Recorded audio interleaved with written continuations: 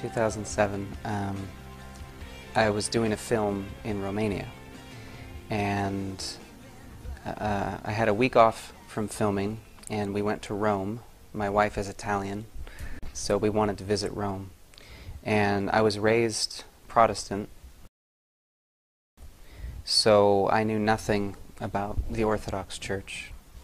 But I loved God very much, and I had been really seeking Him since I was about 12 years old, reading the Scriptures and cultivating some form of prayer life.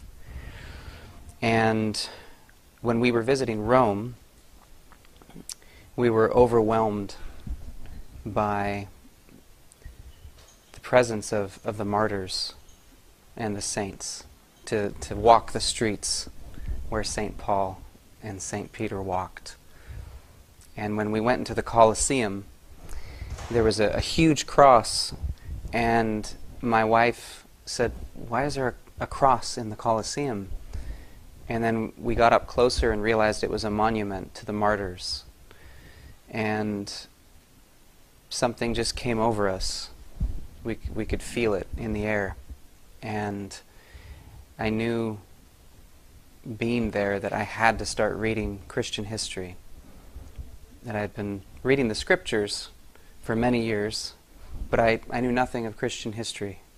I didn't know what happened after the book of Acts. And so I started reading, and I read the Fathers of the Church, St. Ignatius of Antioch, his letters, and St. Justin Martyr, St. Clement of Rome, so on, St. Cyprian of Carthage, and just my mind started to open up. My heart began to open up. And I wanted to know, because in America there are 20, 30,000 different denominations, different churches, and it just didn't make sense to me.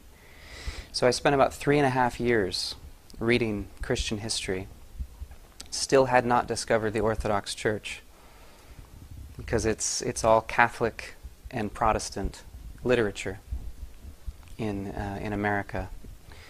And finally, by the grace of God, I was praying, and the thought came into my mind, because I was in despair, because I could no longer be Protestant, but my heart, I couldn't become Catholic. But I wanted the real church, the church that I was reading in the letters of the Fathers. I wanted that church. I wanted to be a part of that, and I couldn't find it. And this thought came in my mind to really look at the Great Schism, to study what happened. And as soon as that took place, everything opened up. It was like the stars aligned, and that whole search was, the prayer was beginning to be answered. And I knew that I had to become Orthodox. But it took some time. I had to actually go to an Orthodox church before I was ready. Well, it was an interesting experience, because as I was reading many books about the Orthodox Church, finally, I had a dream where I was in an Orthodox church, but I had never been to one yet. And it was very specific, and there were no pews, and there were icons everywhere, and people were lighting candles and crossing themselves and moving about, and it was beautiful. It was beautiful. It was just a presence of prayer. And I woke up, and I wanted to experience that. So I went to a couple local Orthodox churches in Los Angeles, but they weren't quite like the dream that I'd had. And so I kept looking, and online, on the internet, I came across a website where the photo was from my dream. And it was, "This is the church." So I called, and a wonderful priest, Father John Strickland, answered the phone, and he was from my home state, Washington State. He was a convert, and that was the beginning. Well, it's interesting, because when I walked into the church, I left my family at home because I wanted to feel it out myself. And I knew God was taking me here, but it was still very uncomfortable and sort of frightening a little bit.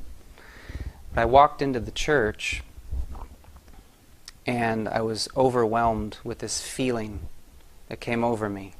And this very, very persistent voice said, "Leave. Run. Get out of here. You don't want to be here. Go now. Go."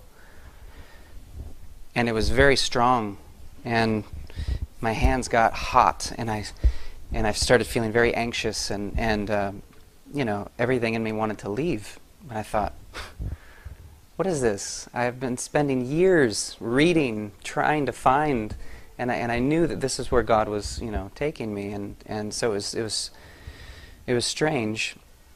And I prayed, and I felt a different voice, a different presence say, "No, stay for the whole thing, and then you'll know how you feel." So I thought, okay, I'll stay for the whole thing. And it was very uncomfortable for probably about 45 minutes. I didn't know anybody. The icons were still very scary and foreign. It was just all very different. And after the homily, when the cherubic hymn began, I didn't know what it was at the time, but the cherubic hymn began, and I went from feeling completely uncomfortable and anxious. I went from feeling completely uncomfortable and anxious to leave, and the whole place just became like light. And it was like, I don't know how to explain it. It just changed. It sort of transfigured, And I started crying and felt the presence of God so heavily. I'd never seen such beautiful humility before God. And people were crossing themselves so beautifully and saying, "Lord, have mercy." And it just, I started praying to God saying, I don't want to be anywhere else. I just want to be right here with the body of Christ. I don't care about worldly things, what's going on,